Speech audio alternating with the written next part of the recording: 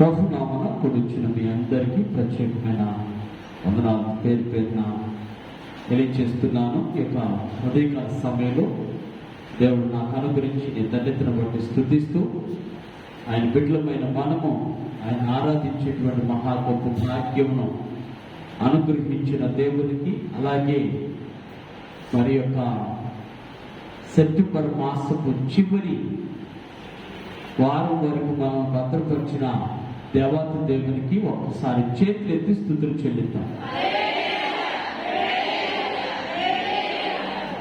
ఇక ఉదయకాల సమయంలో ఒక చిన్న ప్రశ్న మనం వేసుకుంటూ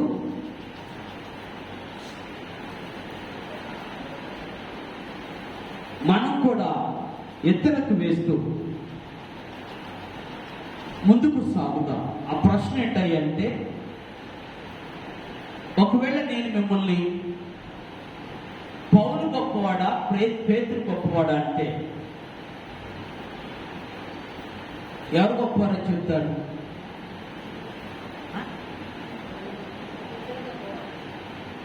ఇంటికాడ వచ్చినట్టు అరౌండ్ ఇక్కడ ఏం పర్వాలేదు.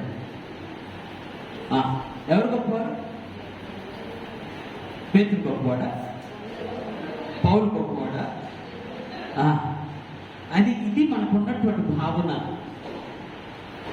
మనం ఏమైనా ఆలోచిస్తామంటే, ఎవరి గురించి అయితే ఎక్కువగా చెప్పబడిందో, ఎవరు ఎక్కువగా చేశారో, ఎవరు తక్కువగా చేశారో,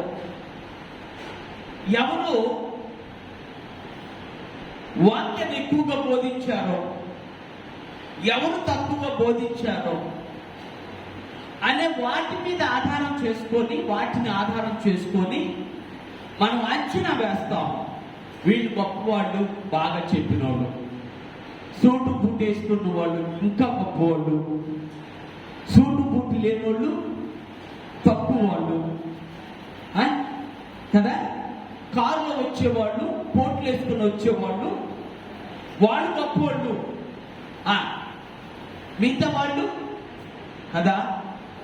చాలా మందికి ఇదే భావన, ఈ లోకంలో ఉన్న వాటిని బట్టి గౌరవిస్తే, మరొకసారి చెప్తున్నా, ఈ లోకంలో ఉన్న వాటిని బట్టి గౌరవిస్తే నేనంటాను నువ్వు నిజమైన విశ్వాసమి కాదేమో అంటాను. ఎందుకు అంటారేమో నన్ను ప్రశ్నించండి. ఎందుకు అంటే, దేవుని దృష్టిలో అందరూ సమానంగా చూసిన వాడు యేసయ్య ఒక్కడే. నీకు నాకు మధ్య ఏ మాత్రం కూడా హెచ్చు తప్పులు లేకుండా, నీవు అక్కడ కూర్చున్నా, నేను ఇక్కడ నిలబడ్డా, నీవు నేను ఏకముగా చేసిన వాడు యేసయ్య ఒక్కడే. ఆయన దృష్టిలో ఎవరు కూడా గొప్పవారు తక్కువవారని లేదు. ఆయన దృష్టిలో గొప్ప విశ్వాసం తక్కువ విశ్వాసం ఉండదు. ఆయన దృష్టిలో ఎక్కువ ప్రార్థన చేసేవాడిని ఒకలాగా, తక్కువ ప్రార్థన చేసేవాడిని ఒకలాగా చూసేవాడు కాదు నా యేసయ్య. అందుకని ఉదయకాల సమయంలో బైబిల్ చరిత్రలో అద్భుతమైనటువంటి వాడు, ఏ మాత్రం కూడా అందరితో పోల్చదగిన వాడు కాదు, కానీ అలాగని చెప్పి అందరికంటే తక్కువైన వాడు మాత్రం కాదు. మరోసారి చెప్తున్నా, అందరితో పోల్చదగిన వాడు కాకపోయినప్పటికీ అందరికంటే తక్కువైన వాడు మాత్రము కాదు. ఎందుకు ఈ విషయం చెప్తున్నానంటే, మానవ ఆలోచనలు బట్టి ఈ యొక్క ఉదయకాల సమయంలో దేవుని యొక్క ఆలోచనలు గ్రహించిన వాడు చిన్నవాడైనా పెద్దవాడైనా, వాడు తక్కువవాడైనా ఎక్కువవాడైనా, వాడు అల్పుడైనా ఘనుడైనా, వాడు దరిద్రుడైనా ధనవంతుడైనా, ఏమైనా సరే నా యేసయ్య దృష్టిలో ఒకే ఒక్కడు సమాధానం, ఒకే ఒక్కడు సమానత్వము, ఒకే ఒక్కడు సమాధానము జీవించగలిగిన వాడు. ఆయనను దృష్టిలో పెట్టుకొని ఈ రోజున ఒక వ్యక్తిని గురించి మీతో మాట్లాడాలని ఆశపడుతున్నాను. నేను ఆ మాట మీకు ఎందుకు ఉపయోగిస్తున్నానంటే, వ్యక్తి అనేటువంటి మాటను ఉపయోగిస్తున్నానంటే, ఆయన ఎంత అల్పమైన వాడుగా కనపడుతున్నాడో బైబిల్ చరిత్రలో కూడా ఆయన గురించి పెద్దగా రాయబడలేదు. ఎక్కడ బైబిల్ చరిత్రలో పేతురు గురించి ఎక్కువ రాయబడింది, పౌలు గారి గురించి ఎక్కువ రాయబడింది, యోహాను గురించి ఎక్కువ రాయబడింది, యేసు అనేక మంది గురించి వ్రాయబడింది, కానీ ఈయన గురించి మా అయితే మ్యాక్సిమము 3 చోట్ల 4 చోట్ల మాత్రమే వ్రాయబడింది. ఆయన ఎవరు అంటే ఆంద్రియ.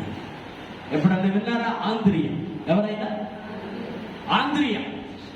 ఆంద్రియను గురించి నేను బాగా స్టడీ చేసినప్పుడు మహాదేవుడు సెలవిచ్చిన అనేకమైనటువంటి మాటలు ఈ రోజున ఈ ఉదయకాల సమయంలో మీతో పంచుకోవాలని ఆశపడుతున్నా. మీరు జ్ఞాపకం చేసుకోండి, ఈ రోజున రష్యా దేశంలో క్రైస్తవ్యం ఉందంటే, ఈ రోజున ఉక్రెయిన్ దేశంలో క్రైస్తవ్యం ఉందంటే, ఈ రోజున స్కాట్లాండ్ దేశంలో క్రైస్తవ్యం ఉందంటే కారణం ఏంటంటే ఆ మహానుభావుడే.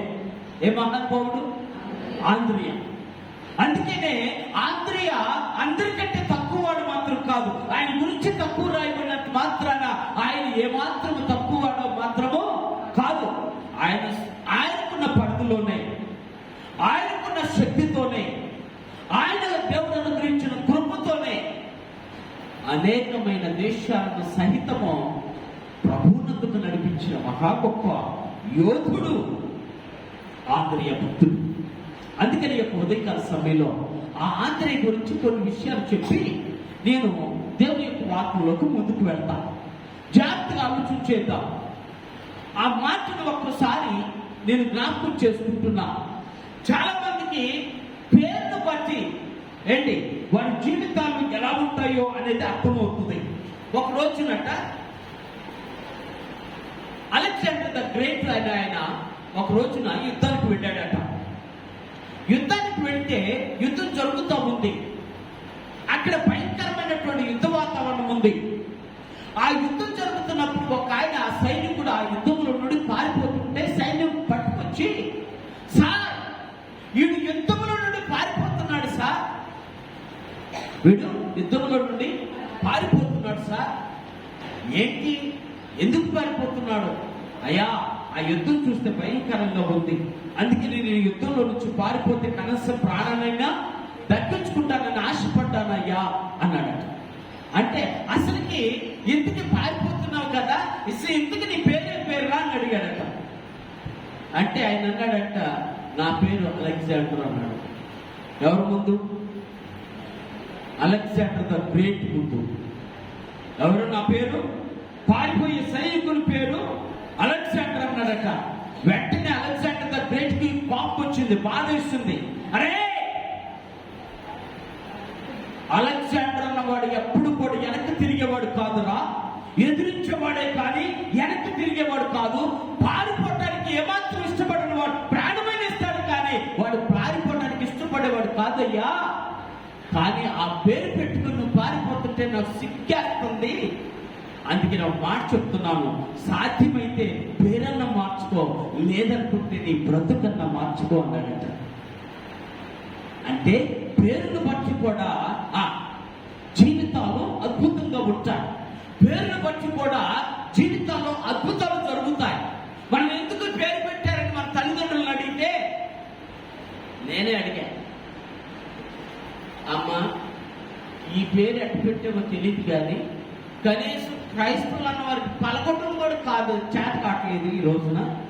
ఏ రోజున నేను రక్షణ పొందిన దినాలకు ముందు పేరు పలకటం కూడా చేత కాదు. ఈ రోజు కూడా చాలా మంది పాస్టర్లో, అయ్యా నా పేరు ఇసుక అంటే ఇసుకెలా, అయ్యా నా పేరు ఇసుకి అంటే ఏ పేరు ఇసుక ఎక్కడికి అని అడిగిన వాళ్ళు కూడా ఉన్నాం. అంటే అంత భయంకరంగా ఉంటుంది. చివరికి నా పేరు ఇసుకే కాస్త ఇసుకే అయ్యాడు.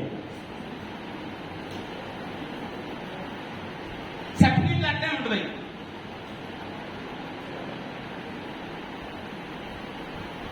ఎందుకు పెట్టింది అంటే దానికి ఒక కారణం చెప్పింది మా అమ్మ.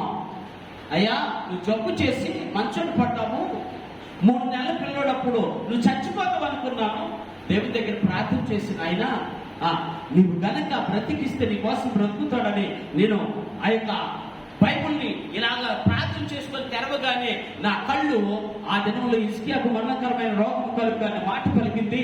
అందుకే నా రోజుని చెప్పేసేసాను, ఈయన బ్రతుకుంటే ఇస్కియా నీ సేవకుడిగా బ్రతుకుతాడు, ఒకవేళ చచ్చిపోతే పర్వాలేదు అని చెప్పి ఆ రోజున ఆ పేరు సార్థకం చేశాను. ఆ రోజు నుంచి ఈ రోజు వరకు బ్రతికే ఉన్నాం. కారణం ఏంటంటే దేవుడు నీకు ఆయుష్ ఇచ్చాడు. అంటే పేరును బట్టి కూడా జీవితాలు చాలా ముడిపడి ఉన్నాయి. జీవితాల్లో పేరు బట్టి కూడా వారి జీవితాలు అంతగానే అలాగనే ఉంటాయి. అందుకని ఈ యొక్క ఉదయకాల సమయంలో ఆంద్రియా అంటే మగసిరి గలవాడు అని అర్థం. ఆంద్రియా అంటే పౌరుషము గలవాడు అని అర్థము. ఆంద్రియా అంటే రోషము గలవాడు అని అర్థము.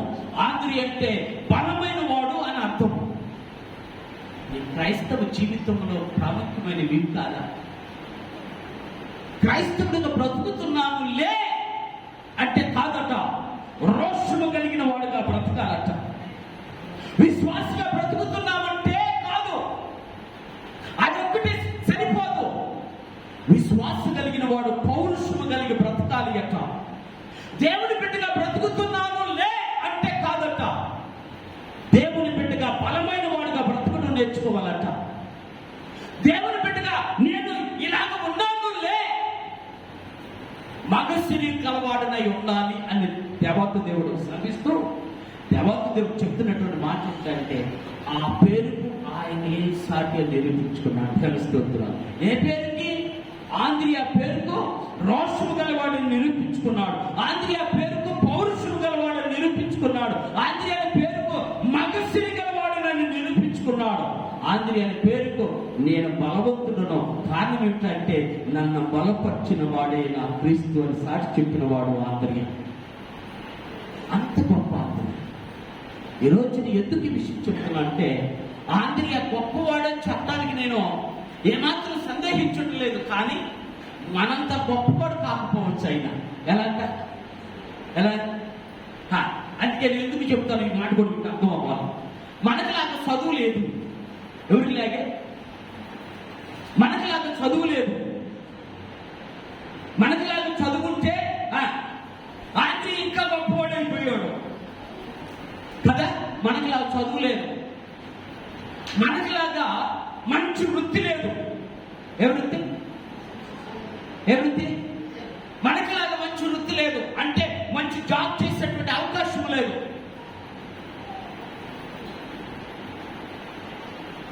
వారు వృత్తికి చేపలు పట్టేవారు. చదువు విషయంలో వారు పామరులు. ఎవరో వాళ్ళు పామరులు అంటే ఏ మాత్రం కూడా సరి అయినటువంటి చదువు వారికి అబ్బల. మన భాషలో చెప్పాలంటే అబ్బలేదు. జాగ్రత్త ఆలోచించాలి. ఇప్పుడు ఒకవేళ మనం చదువు ఉంది అనుకుంటున్నామేమో, మంచిది. నేను ఆంధ్రీలాగా పామరుని కాదు, చదువుకున్నవాడిని. నేను ఆంధ్రీలాగా చేపలు పట్టేవాడిని కాదు, నేను ఒక మంచి ఉద్యోగం చేస్తున్నవాడు. మంచిది, చాలా మంచిది. నీకు ఆ రోషం ఉంది, చాలా మంచిది. నీకు ఆ పౌరుషం ఉంది, నేను చదువుకున్నాను అనేటువంటి ఆ రోషము నీకుంది. నాకేంటి, నన్ను బలం కలిగిన వాడని అని నీకుంది.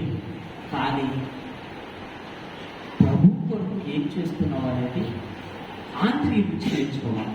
మొట్టమొదటిసారి ఒక్క వచ్చిన మీకు చదివి వినిపిస్తాను. పరిశుద్ధ గ్రంథంలో యోహాను రాసినటువంటి సువార్తమానం 1వ అధ్యాయం 44 వచనం, 42, 43 వచనం చదువుతున్నాం. చదువు నా కోసం.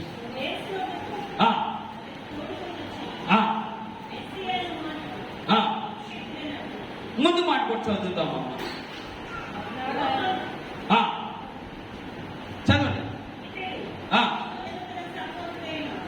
ఇతడు తన సహోదరుడైన సీమోను చూసి, నేను మెస్సియాను కనుగొల్చివి అతనితో చెప్పి యేసునందుకు అతన్ని తోడుకొని వచ్చిన చాలు.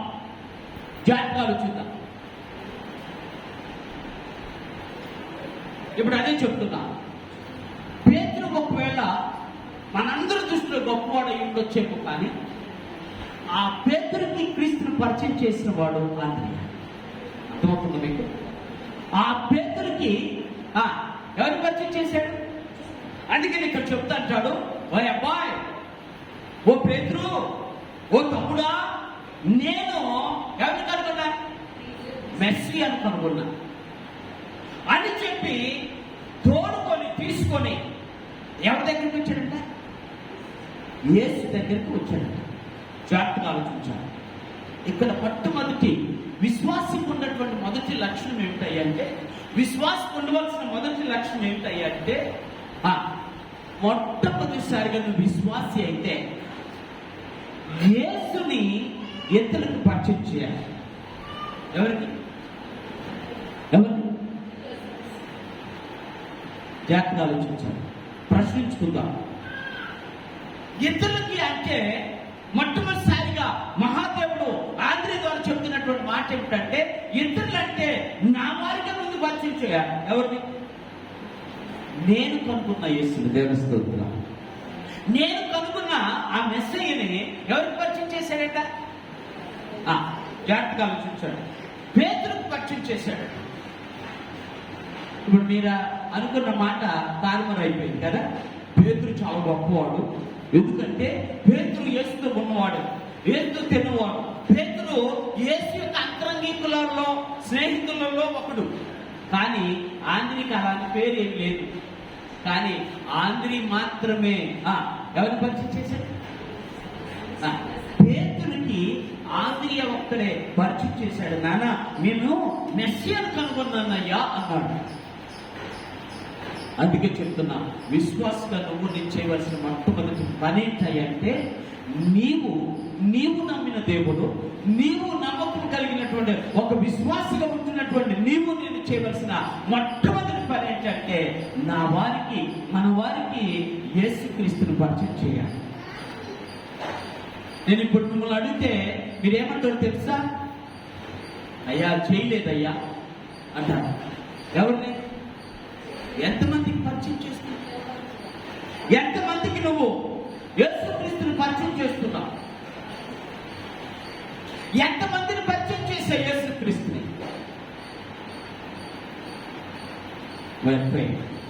మనం తప్పైందా కదా? కనీసం మనం ఒక్కరు కూడా యేసుక్రీస్తుని పరిచయము చేయలేం. ఒకవేళ చేస్తే మన వారందరూ ఎక్కడుండేవాళ్ళు? ఎక్కడుండేవాళ్ళు? యేసుతో ఉండేవాళ్ళు. దేవుని స్తోత్రం. యేసుతో ఉండాల్సిన వారు మన వారు ఎక్కడున్నారు? ఎక్కడో ఉన్నారు. కారణం ఏంటి అంటే, మనం యేసుక్రీస్తుని ఏం చేయాలి? పరిచయం చేయాలి. అయ్యా రండి, మనం యేసయ్యను కనుగొన్నాం, రండి మనం యేసయ్య దగ్గరికి వెళదాం అని చెప్పి ఆంధ్రియ ఏం చేశాడంటే, యేసయ్యను పరిచయం చేయడానికి ఆంధ్రియ పేతురుని వెంట పెట్టుకొని యేసయ్య దగ్గరికి వచ్చాడు. దేవుని స్తోత్రం. వదిలిపెట్టలా. విశ్వాసం అన్నవాడు దేవుని పరిచయం చేస్తే, పరిచయం చేసిన వాడిని వదిలిపెట్టకుండా ఎక్కడికి తీసుకురావాలి? యేసయ్య దగ్గరికి తీసుకురావాలి. యేసయ్య దగ్గరికి తీసుకురావాలి. ఒక విషయం చెప్తున్నాను, నేను మర్చిపోవాలి. నా దేవుని యొక్క సంకల్పము నువ్వు ఒక్కటి రక్షించబడాలని కాదు. ఇది మాత్రం మనం మర్చిపోవద్దు.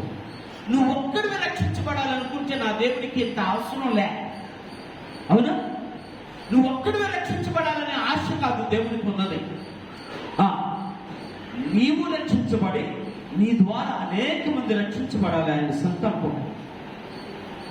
నీ వారిని రక్షించుకోలేని పరిస్థితుల్లో నువ్వు నేను ఉంటే ఎవరి? నీ వారినే, నీ కన్నవారు కావచ్చు, నీ కొన్నవారు కావచ్చు, లేకపోతే నీ బంధువు రక్త సంబంధం తోబుట్టువు కావచ్చు, నీతో ఉన్నవారు కావచ్చు, ఎవరైనా సరే యేసునందుకు నువ్వు తీసుకురాకపోతే అమ్మా ఒక భయంకరమైన తెరువు రాబోతుంది తెలుసా? ఒక భయంకరమైన విపత్తు రాబోతుంది తెలుసా? ఆ విపత్తులో నువ్వు నేను తప్పించుకోవడానికి అవకాశం లేకుండా పోతుంది తెలుసా? ఆ విపత్తులో నీ వారు నాశనం అయిపోతున్నారేమో అనే భయం నాలో కలుగుతుంది తెలుసా? ఎవరు వారు? నీ వారు, నా వారు. అందుకే చెప్తున్నా, ఒక విశ్వాసిగా నువ్వు నేను బ్రతుకుతుంటే కాదు, రోషము కలిగి యేసుని పరిచయం చేయడం నేర్చుకో. రోషము పౌరుషము కలిగి యేసయ్య నొద్దుకు నీ బిడ్డలు తీసుకురావడం నేర్చుకో. అలా చేయకపోతే ఒకరోజు నన్ను కన్నీరు పెట్టి కృంగిపోయి ఏడ్చి ఎక్కి ఏడ్చిన నీ కుమారుడు నీ కుమార్తె నువ్వున్న ప్రదేశంలోకి రారు, పరలోకానికి వారసులు కారు. అది నీకు ఆనందమా? అందుకే నేను చెప్తా, నశించిపోయేదాకా నువ్వు వెయిట్ చేశావు అంటే ఆ రోజున నీ కన్నీరు ఎంత ఒలకపోసినా ఆ మనుషుణ్ణి నరకము నుండి తప్పించలేదు. ఎంత ఏడ్చినా ఆయన పరలోకములకు నువ్వు చేర్చలేవు. ఎంత ఏడ్చినా నీవు అతని కనీసం పరలోక రాజ్యమునకు వారసును చేయలేవు. అప్పుడు అంటావు, అయ్యో నా ప్రభుని పరిచయం చేసినంత బాగుండేది నా బిడ్డకి. నా ప్రభుని పరిచయం చేసినట్లయితే ఎంత ఆనందంగా ఉండేది. ఈ రోజున నాతో పాటు నా కుమారుడు కూడా ఒకవేళ చనిపోతే పరలోకంలో ఉంటాడు కదా. ఉంటాడు.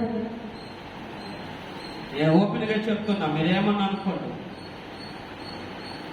రక్షణ పొందకుండా, ప్రభు సన్నిధిలో గడపకుండా, ప్రభుకి ప్రార్థన చేయకుండా, మారు మనసు పొందకుండా, ఆ దినమున చనిపోయిన రోజున పాస్టర్ గారు వచ్చి ఎన్ని ప్రార్థనలు చేసినా, ఎంతమంది పాస్టర్లు వచ్చి ప్రార్థన చేసినా మట్టికే చేరుస్తారు కానీ మహిమలోకి చేర్చబడరు వారు. ఎక్కడికి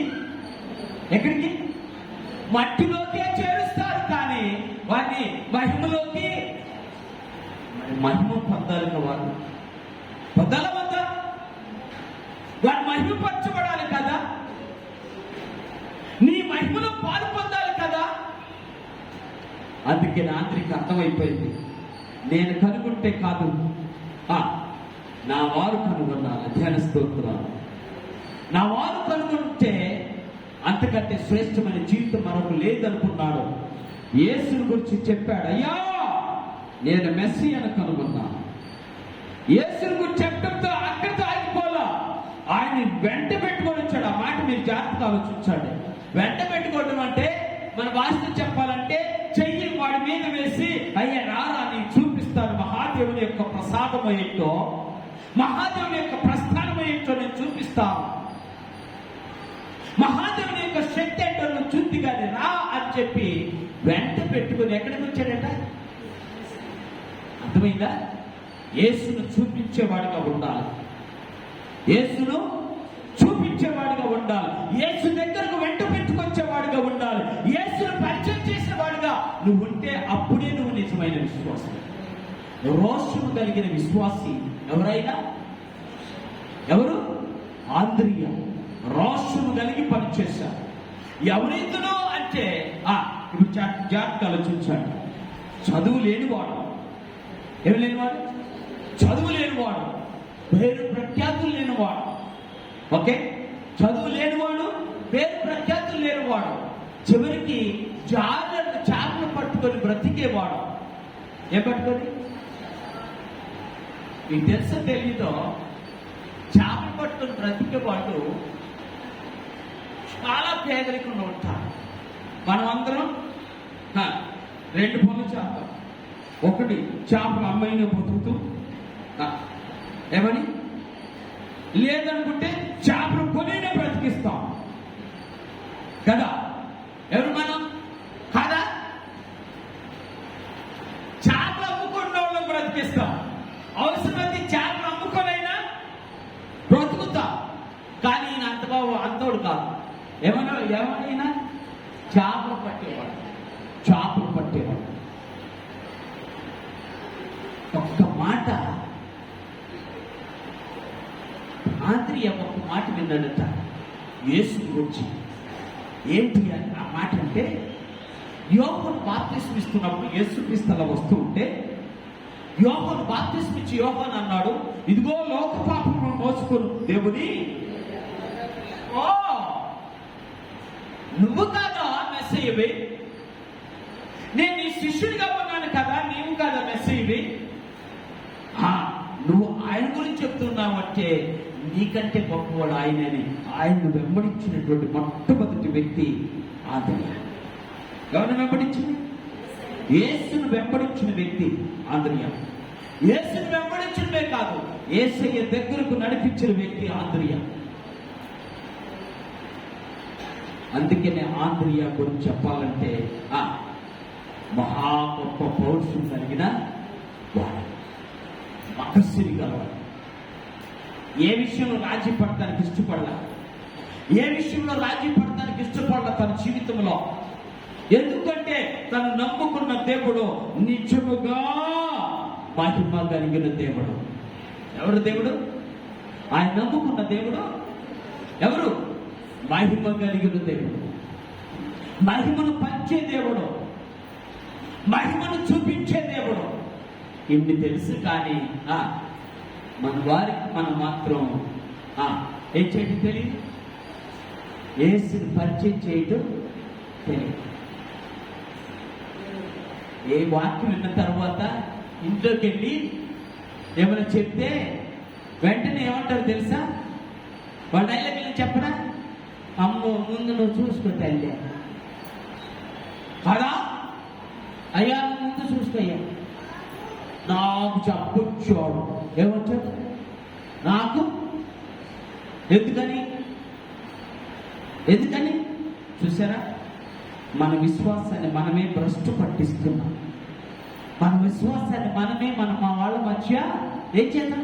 పలచపరుచుకుంటున్నాం. అలా కాకుండా నీ విశ్వాసము నిన్ను బలపరచునుగా, నీ విశ్వాసము నిన్ను రోషము కలిగిన వాడుగా మార్చునుగాక, నీ విశ్వాసము నిన్ను పౌరుషము కలిగిన వాడుగా బ్రతికించునుగాక, నీ విశ్వాసము నిన్ను బలమైన వాడుగా చేర్చునుగాక. అందుకనే ఆంద్రియ దేవుని నమ్మి, దేవుని మాటకు లోబడి, దేవుని దగ్గరకు వచ్చి అనేక మందిని పరిచయం చేశాను. జాగ్రత్తగా ఆలోచించాను. ఇంకొక మాట చెప్తాను. యేసుక్రీస్తు కొండ మీద ప్రసంగం చేస్తున్నాం. జాగ్రత్తగా ఆలోచించాను. నాయన చూడాలి అందరూ. యేసుక్రీస్తు కొండ మీద ప్రసంగం చేస్తుంటే ఆల్మోస్ట్ చాలా 3 దినాల పైన వారు ప్రసంగం వింటూ ఉన్నారు. ఈ మాట మర్చిపోవద్దు. ప్రసంగము ఎన్ని దినాలు? బోరు కొట్టలే, అది ఇప్పుడే వస్తా అని అంత అయిపోయిన తర్వాత ఆమె నన్న టైంకి రాలే. ఏంటే అంతా అయిపోయిన తర్వాత ఆమె నన్న టైంకి రాలే. 3 దినాలు మనమైతే చెదలు పడుతుంది అనుకుంటాం, కూర్చొని కానీ 3 దినాలు ఉన్నాడు. జాగ్రత్తగా ఆలోచించాడు. 3 దినాలు ఉంటే యేసయ్య అన్నాడు, అరే అబ్బాయి వీళ్ళు 3 దినాలు మనతో ఉన్నారు, ఇప్పుడు కనుక మనం వీళ్ళని వెళ్ళమని చెప్తే వీళ్ళు దారిలో స్పృహ తప్పి పడిపోతారేమో, కాబట్టి పంపిద్దాం, కానీ వీళ్ళకి భోజనాలు పెట్టి పంపిద్దాం అన్నాడు. ఏం పెట్టి? వీళ్ళకి ఆహారం పెట్టి పంపిద్దాము అన్నాడు.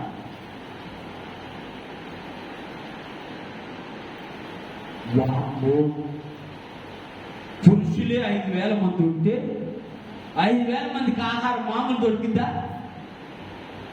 ఎన్ని షాపులు తిరగాలో, ఎంత డబ్బులు ఖర్చు పెట్టాలో అని ఆలోచన చేసి యేసయ్య దగ్గరకు వచ్చి, అయ్యా పంపించయ్యా, మన దగ్గర ఏమి లేవు, డబ్బులు లేవు, ఆహారం కొట్టడానికి సరైనటువంటి షాపులు కూడా లేవు, అలా పంపించేసే అని. లేదు, మీరు వాళ్ళకి ఆహారం పెట్టాలి.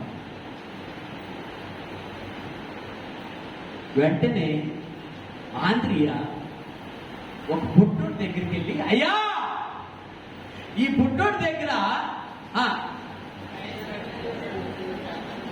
5 రొట్టెలు 2 చిన్న చేపలు. జాగ్రత్తగా ఆలోచించాను. ఆ బుడ్డోడు తీసుకొని యేసయ్య దగ్గరికి పరిచయం చేశాడు. స్తోత్రం. తన తమ్ముడు పరిచయం చేశాడు. ఆ బుడ్డోడు చరిత్ర ప్రకారంగా ఎవరు అంటే ఆంధ్రేయ గారి కుమారుడు అట. ఎవరు కుమారుడు అంటే ఇప్పుడు ఎవరు పరిచయం చేశాడు?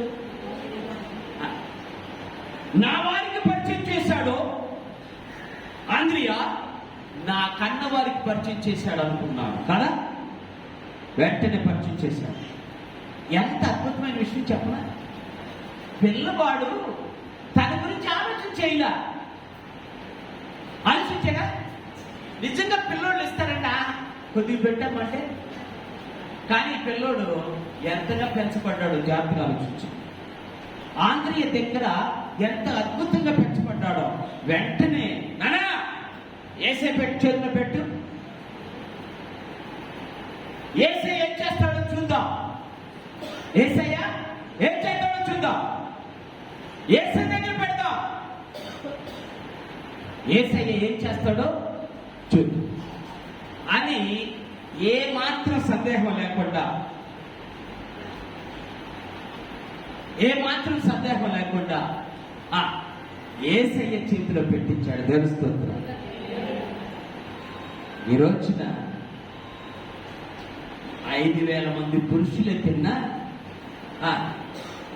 ఒక్కొక్కరికి ఒక్కొక్కరు చొప్పున ఉన్నా, ఒక్కొక్కరికి ఒక్క పిల్లోడు ఉన్నా, చివరికి ఎంతమంది తిన్నారు? 15,000 మంది తిన్నాం.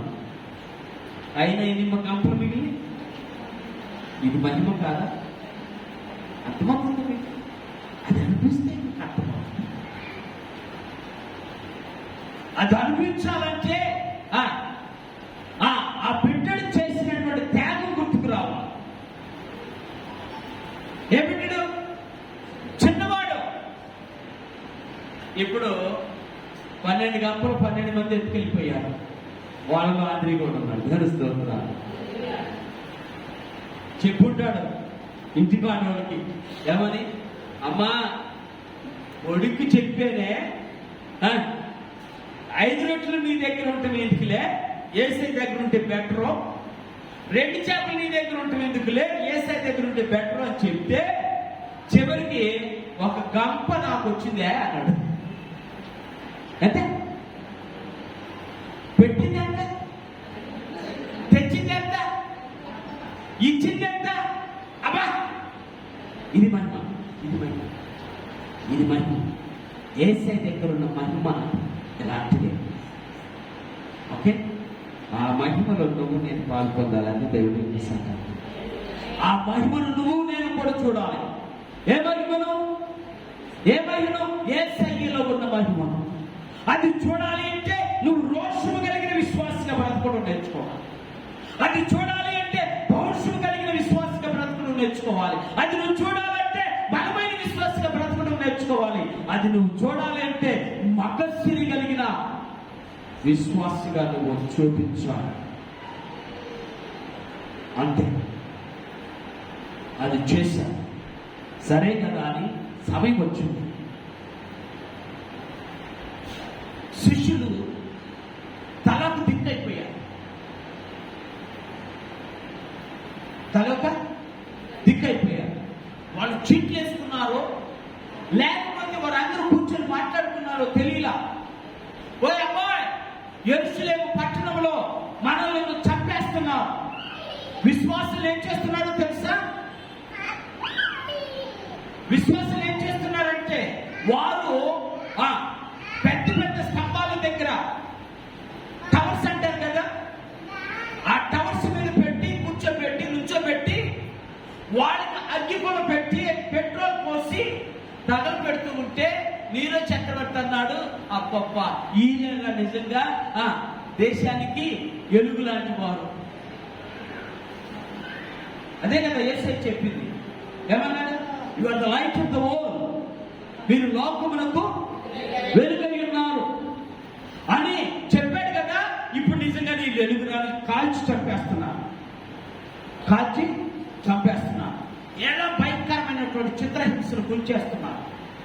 దేవుడి కొరకు జీవించడం ఎంత కష్టమైందా అనుకున్నటువంటి టైంలో అనేక మంది హతసాక్షులయ్యా. వారిలో ఆంధ్రియలో జాగ్రత్తగా ఆలోచించు. ఆంధ్రని తీసుకొచ్చారట.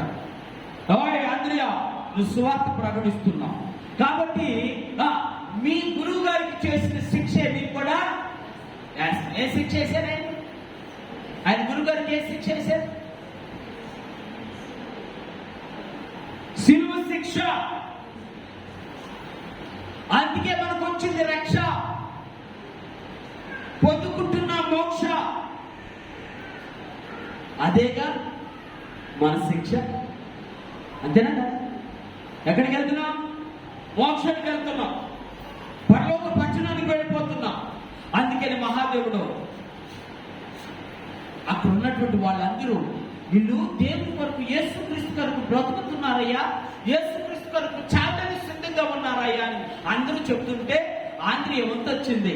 ఆంధ్రియని అడిగారు, ఓయ్ నీవు నీ గురువులాగా చంపేస్తావు, నిన్ను చంపినట్టే ఆయన నీ గురువు గారిని చంపినట్టే నిన్ను కూడా చంపేస్తావు. ఆయన చూడాలి, చంపేస్తావు. అవునా? ఎలా చంపారు? మా గురువు గారిని ఎలా చంపారు తెలుసా? మా గురువు గారిని సిలువేసి చంపేశారు. ఇలా సిలువేశారు.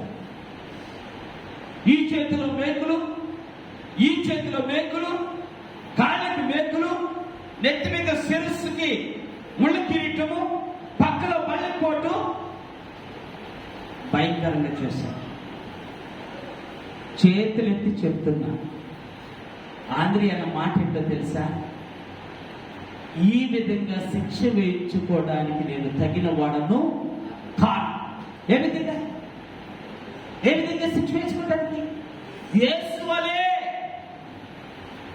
సిలువేయండి, ప్రాబ్లం లేదు, కానీ యేసులాగా వేయొచ్చు. యేసులాగా వేయదు. మరి ఎలా వేయాలి? నన్ను ఎక్స్ ఆకారంలో అంటే ఇలా ఉండాలన్నమాట. ఈ కాళ్ళు ఇలాగా, ఈ కాళ్ళు, ఈ చేతులు ఇలాగ ఎక్స్ ఆకారంలో నన్ను సిలువ వేయండి. ఎక్స్ ఆకారంలో సిలువ వేశాను. అవునండి, కాళ్ళు రెండు ఆగి, చేతులు ఇలాగ పైకి పెట్టి, అప్పుడే ఎక్స్ వచ్చేది. అంతేనా కాదా? మీ ఎక్స్ అట్టే వస్తుందా, మా ఎక్స్ వస్తుందా? అలాగ చేస్తే ఆయన అలాగా చనిపోవడానికి సిద్ధపడ్డారు. జాగ్రత్తగా వెళ్ళి హతసాక్షి అయ్యాడు అంటే నెంబర్ 1 చరిత్రలో మిగిలిపోయాడు. ఎవరు? ఆంధ్రియ. ఎలా మిగిలిపోయాడు? చరిత్రలో మిగిలిపోయాడు. నెంబర్ 1. అదేంటి సార్, చచ్చిపోయేటందరూ చరిత్రలో మిగిలిపోరా అంటారేమో. చాలా మంది చచ్చిపోయారు, చరిత్రలో మిగిలిన. ఎందుకంటారేమో, అందరూ చనిపోయారు. భారతదేశంలో తోమస్ చనిపోయాడు, ఓకే, చంపబడ్డాడు, చరిత్ర ఉంది. కానీ భారతదేశంలో ఆయన చంపబడితే ఉంది, కానీ ఆయనకు ఒక గుర్తింపు లేదు. ఉందా? ఒక స్టాంప్ ఉంది ఆయనకి. ఆంధ్రీ గారికి ఒక స్టాంప్ ఉందా భారతదేశంలో? ఎక్కడన్నా దేని మీద ఆంధ్రీ పేరు ఎక్కడ, అది సారీ థామస్ పేరు ఉందా? భారతదేశంలో చంపబడ్డాడు. కానీ ఆంధ్రియా నేటికి స్కాట్లాండ్ దేశంలో నేటికి గుర్తించబడుతున్నాడు. ఎవరు? ఆంధ్రియా. ఎలా సార్ అంటారేమో, స్కాట్లాండ్ దేశంలో కనుక మీరు వెళితే, లేదా మీరు కనుక స్కాట్లాండ్ జెండాని మీరు ఒకసారి మీ గూగుల్లో చూసుకోండి. స్కాట్లాండ్ జెండా అంటే ఏంటి? మన భారతదేశ జెండా 3 రంగుల జెండా ఎలాగైతే ఉంటుందో, ప్రతి దేశంలో ఒక జెండా ఉంటుంది కదా. స్కాట్లాండ్ దేశంలో జెండా ఎలా ఉంటుందంటే ఇలా ఇంటూ ఆకారంలో ఉండి, ఈ షేప్ లో బ్లూ, మధ్యలో వైట్, ఇంటూ ఆకారం, మధ్యలో వైట్, చుట్టూ బ్లూ. దాన్ని అడిగారట, ఏంటిది? ఆ ఎక్స్ ఏంటి? ఆ ఎక్స్ మధ్యలో వైపుగా ఉండి మిగతాదంతా బ్లూగా ఉంది. ఏంటి అని అంటే, ఒక రోజున ఒక రాజు చెప్పిన సత్యం, అయ్యా మేము యుద్ధానికి వెళ్ళాము, అప్పుడు మా దేశంలో యుద్ధాలు జరుగుతున్నాయి. యుద్ధాలు జరుగుతుంటే ఆంగ్లియా పేరు పెట్టి, అయ్యా మమ్మల్ని రక్షిస్తే, మమ్మల్ని మీ దేవుడు కనుక రక్షిస్తే మా దేశానికి ఆంగ్లియాకి ఏదో ఒక ముద్ర వేస్తాము అని చెప్పి అనుకున్నాడట. యుద్ధానికి వెళ్తే గెలిచారు. వెంటనే దాన్ని స్ఫూర్తిగా తీసుకొని ఆయనకు గుర్తుగా జెండాని ఏర్పాటు చేశాడు. అందుకే నా జెండాకి ఏముంది అంటే ఎక్స్ ఆకారంలో ఉంటుంది. మీరు కావాలంటే మీ గూగుల్ కొట్టుకోండి. నేటికి స్కాట్లాండ్ దేశంలో నవంబర్ 30వ తారీఖున బాగా భయంకరమైన పండుగ జరుపుకుంటారు. కారణం ఏంటి తెలుసా? ఈ రోజు మా దేశం ఇలా ఉందంటే స్కాట్లాండ్ దేశం ఇలా ఉందంటే కారణము ఆనాడు ఆంధ్రియ చేసిన త్యాగము. ధరిస్తున్నా ఇలాగ అనేక దేశాల గుర్తులు ఉన్నాయండి. ఎవరి ఆంధ్రియ యొక్క గుర్తులు ఉన్నాయి. ఉక్రెయిన్ లో ఉంది, రష్యాలో ఉంది, స్కాట్లాండ్ లో ఉంది, గ్రీస్ లో ఉంది. ఎవరి గురించి గుర్తులున్నాయి వాళ్ళకి. అందుకే చెప్తున్నాను, చిన్న మాట చెప్తాను. వాళ్ళు విశ్వాసులుగా ఉండి ఒక గుర్తుని సాక్ష్యంగా వదిలేసి వెళ్ళారు. ఒక గుర్తుని మళ్ళీ చూడు, ఒక గుర్తుని సాక్ష్యంగా వదిలి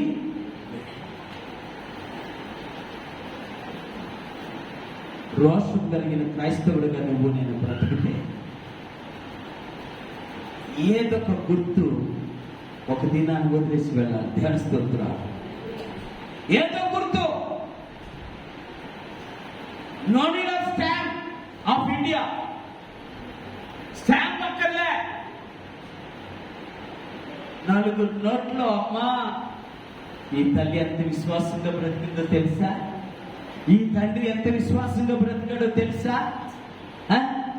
ఈ తండ్రి దేవుడి కొరకు ఎలా రోషంగా బ్రతికాడో తెలుసా అని 4 చెప్పగలిగే విశ్వాసం నాలో ఉంటే మనమే తండ్రి, మనమే తండ్రి. ఎందుకు ఈ విషయం చెప్తున్నా అంటే, క్రీస్తులో మన ధన్యత ఒక చిన్న గుర్తు.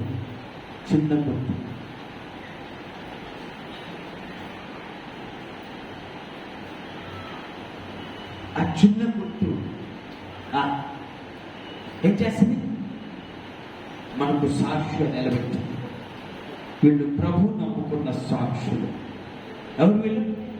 ప్రభు నమ్ముకున్న సాక్షులు. హతసాక్షులు కాదు. హతసాక్షులుగా అవ్వాల్సిన అవసరం కాదు. హతసాక్షులుగా ఉండమని కాదు నేను నా ఉద్దేశం. కానీ నీలో ఏదో ఒక గుర్తును విడిచిపెట్టి వెళ్ళిపోతే ఆ గుర్తు అనేక మందికి స్ఫూర్తిగా కనపడుతుంది. నేను చెప్తాను, ఇప్పటికీ చెప్తాను. ఈ యొక్క మందిరాన్ని శంకుస్థాపన చేసింది నేను లేదు, కానీ ఆయన చేసి ఏదో ఒక గుర్తు ఎవరు కనిపించాలి? ఫోటోలు ఉంటాయి కాదు, లేకపోతే పేర్లు చెప్పుకోవడం కాదు ఇక్కడ ఇంపార్టెంట్. వాళ్ళ హృదయాల్లో నువ్వు చెక్కబడినటువంటి ఒక చిన్న పేరు నీకు కలిగుంటే నువ్వు ధన్యురాలు. నువ్వు కలిగుంటే ధన్యురాలు. చిన్న పేరు చాలు, పెద్ద పేరు అక్కర్లా, ఒక చిన్న పేరు. అందుకే నీ ఉదయకాల సమయంలో నా ప్రియ దేవుని బిడ్డలారా, దేవుని కొరకు హతసాక్షిగా బ్రతకాలి. అందుకని నేను 2 మాటలు రాసుకున్నా, భలే నాకు ఇష్టమైన మాట. ఏంటంటే ఇంగ్లీష్లో రాసుకున్నా, you are not called for food. నువ్వు ఆహారం కోసం పిలువబడ్డావా దేవుని చేత? ఆహారం వీళ్ళందరూ అనుకున్నారట, అబ్బా యేసయ్య అంటే తిరిగితే ఆహారం బాగా దొరుకుతుంది కదా. ఎందుకు? ఆయన టనంగానే 12 రొట్టెలు అయిపోయాయి, 12 గంపలు అయిపోయాయి. ఆ రోజులు ఆహారం కోసం వచ్చిన వాళ్ళు ఉన్నారు. యేసుక్రీస్తు చేసే అద్భుతాలు చూసి ఆనందించడానికి వచ్చిన వాళ్ళు ఉన్నారు. యేసుక్రీస్తు అద్భుతాలు చూసి ఆనందించడానికి వచ్చిన వాళ్ళు ఉన్నారు. యేసు చెప్పే బోధలు వినడానికి వచ్చిన వాళ్ళు, జ్ఞానం సంపాదించుకోవడానికి వచ్చిన వాళ్ళు ఉన్నారు. కానీ యేసు కోసం జీవించిన వాళ్ళు కొద్దిమంది చరిత్రను తిరిగి రాశారు. దేవస్థితుల చరిత్రను తిరిగి రాశారు. చరిత్రను తిరిగి రాశారు. నేటికి ఆ దేశ చరిత్రలో అలా ఉండిపోయింది. అందుకే చెప్తున్నా, సవాళ్ళు విసిరి చెప్తున్నా, నీవు నమ్ముకున్న దేవుడు చరిత్ర కలిగిన వాడు. అర్థమవుతుందా? చరిత్రగా హీనుడు కాడు. ఆయన ఏర్పాటు చేసినటువంటి ఈ గ్రంథంలో ఉన్న వ్యక్తులు చరిత్రలో ఉన్నవాడు. చరిత్రలో ఉన్నవాడు. ఎక్కడ దొరుకుతుంది చరిత్ర? ఎక్కడ కనిపించలేదు చరిత్ర. కానీ యేసయ్య గ్రంథంలో ఉన్నవారు అందరికీ ఒక చరిత్ర ఉంది. ఆ చరిత్ర మనకు బయలుపరుస్తుంది. అందుకనే సవాలిస్తూ చెప్పండి, నేను నమ్ముకున్న దేవుడు చరిత్ర కలిగిన వాడు. నేను నమ్ముకున్న దేవుడు చరిత్ర లేనివాడు కాదు. ఎవరు? నేను నమ్ముకున్న దేవుడు చరిత్ర కలిగిన వాడు. ఆయన గ్రంథంలో రాయబడిన వారందరూ కూడా చరిత్ర కలిగిన వారు. ఆయన బిడ్డలు చరిత్ర కలిగిన వారు. ఈ రోజున నీకు నాకు చరిత్ర కలిగి ఒక చిన్న సాక్షి సంపాదించు. పెద్దదక్కర్లా, నువ్వు ప్రాణం పెట్టక్కర్లా, ఓకే? కానీ ఏం కలిగిందా? చిన్న సాక్షి, ఆ మంచి సాక్షి. నేను రోషముగా ప్రభు కొరకు జీవించాను. నేను రోషం కలిగి జీవించాను. నాకు దేవుడిచ్చిన గొప్ప అవకాశం. ఆ అవకాశాన్ని వినియోగించుకొని ప్రభు కొరకు నేను బ్రతకాలి. ప్రభువుని అనేక మందికి పరిచయం చేయాలి. అనేక మందిని ప్రభు దగ్గరకు నడిపించాలి. ఇలా చేయగలిగితే కరుణామయ దేవాలయం చరిత్రలో ఒక సాక్షిగా నిలబెడతాడు. ఇది చరిత్ర కలిగిన సంఘం. అర్థమవుతుందా? ఏం కలిగిన సంఘం? ఇప్పటికి మా వాళ్ళు పెద్దలందరూ కూర్చొని మాట్లాడుకున్నప్పుడు ఇప్పటికి మేము బాధ నవ్వుకుంటూ ఉంటాం. వాళ్ళు చెప్తారు నాకు, అన్నా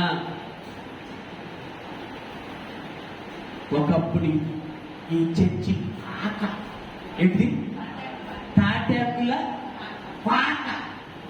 అవునా?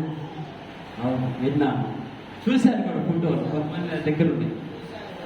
ఓకే, అవును కాదు ఓకే. ఇప్పుడు ఏమైంది? అలా బిల్డింగ్ అయింది. ఇప్పుడు బిల్డింగ్ ఏమైంది? ఇంకో బిల్డింగ్ అయిపోయింది. ఇంకో బిల్డింగ్ ఏమైంది? ఇంకో బిల్డింగ్ అయిపోయింది. కారణం తెలుసా? ఇక్కడ ప్రార్థన చేసే భక్తులను దేవుడు ఏర్పాటు చేశాడు. ప్రార్థన చేసే సాధకులను దేవుడు ఏర్పాటు చేశాడు. ప్రార్థనా పరులను దేవుడు ఏర్పాటు చేశాడు. ఎంతమంది ఏది అనుకున్నా దేవుని కార్యం జరుగుతుందనడానికి నిదర్శనమే నా మందిరము. ఇది దేవుని ప్రార్థనా మందిరం. రోషము కలిగి జీవిస్తే దేవుడు తప్పనిసరిగా నీ రోషములకు తగిన చరిత్రను ఆయన గ్రంథంలో రాయటమే కాదు, ఆయన గ్రంథంలో రాయటమే కాదు, ఆ చరిత్రను ఈ మందిరంలో రాయగలుగుతారు. ఈ మందిరంలో రాయగలరు. అట్టి చరిత్ర దేవుడు మనకు దాయిచ్చారు. అట్టిగా ప్రభు మనల్ని సిద్ధపరిచి తన మహిమ కొరకు వాడుకును గాక. దేవుడు తన శక్తితో మనల్ని నింపును గాక. చిన్న ప్రార్థన చేసుకుందాం. నా ప్రియ దేవుని బిడ్డలారా, ఎవరిని చూడొద్దు, యేసయ్య ఒక్క చిన్న మనవి చేసుకున్నా. అయ్యా, ఈ రోజున ఆంద్రియ ద్వారా శ్రేష్టమైన మాటలు నాతో మాట్లాడారు. ఆంద్రియ యేసును వెంబడించిన వాడే కాదు, యేసును వెంబడించాలని అనేక మందికి తెలియజేసిన వాడు, తోడుకొని వచ్చిన వాడు.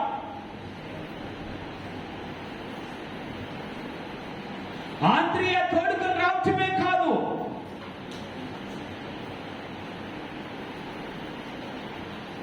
విశ్వాస జీవితంలో రోషము కలిగి తన ప్రాణాన్ని సహితము అర్పించిన వాడు, ప్రభు కొరకు పనిచేసిన వాడు, ప్రభు సన్నిధిలో నిలిచిన వాడు, ప్రభు సాక్షిగా ఈ లోకంలో చరిత్ర కలిగిన వాడు.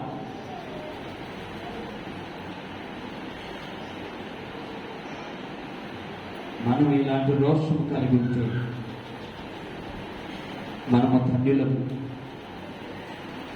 నా ప్రియ దేవుని బిడ్డలారా, విశ్వాసాన్ని బలపరచుకోవడానికి, విశ్వాస జీవితాన్ని దృఢపరచుకోవడానికి, విశ్వాస సాక్ష్యమును కాపాడుకొని ఒక సాక్షిగా నిలబడిపోవడానికి ఈరోజు ఆంద్రియ ద్వారా నీతో నాతో మాట్లాడుతున్నాం. ఆ మాటలకు లోబడి నా ఆశ, నా దేవుని యొక్క సంకల్పము నా వారిని, నా కన్నవారిని ప్రభు దగ్గరికి నడిపించడమే, వారి రక్షణలోకి పంపించడమే, వారికి రక్షణ భాగ్యమును అనుగ్రహించడమే. ఒక దినాన పరలోకములో వారితో కలిసి ఆనందముగా ప్రభును స్తుతిస్తూ జీవించడమే.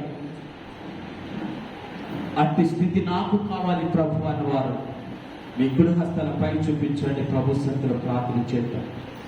పరిశుద్ధుడైన తండ్రి, నీ స్తోత్రాలు.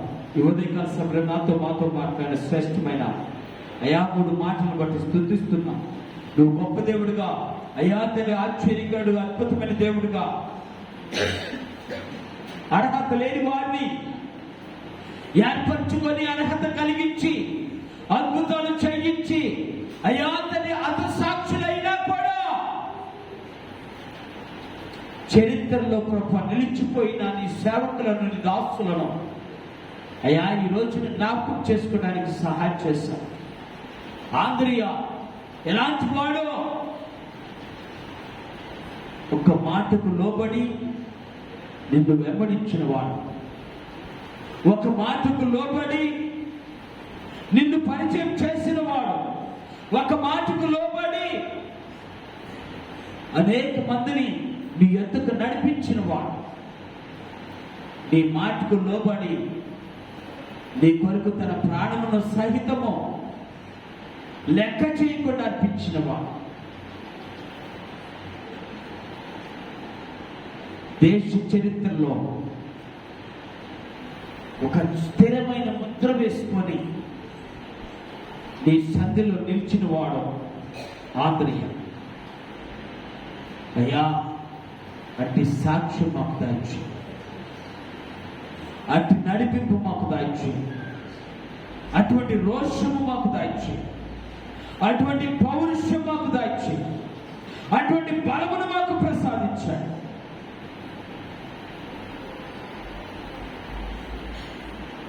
నీ కొరకు పనిచేసే శక్తివంతమైనటువంటి విశ్వాసులుగా మా మందిరంలో ఉన్న బిడ్డలను మార్చమని, నీ కొరకు పని చేయడానికి సిద్ధపరచమని యేసు నామమున ప్రార్థించ వేడుకుంటున్నాను పరమ తండ్రి. ఆమేన్, ఆమేన్.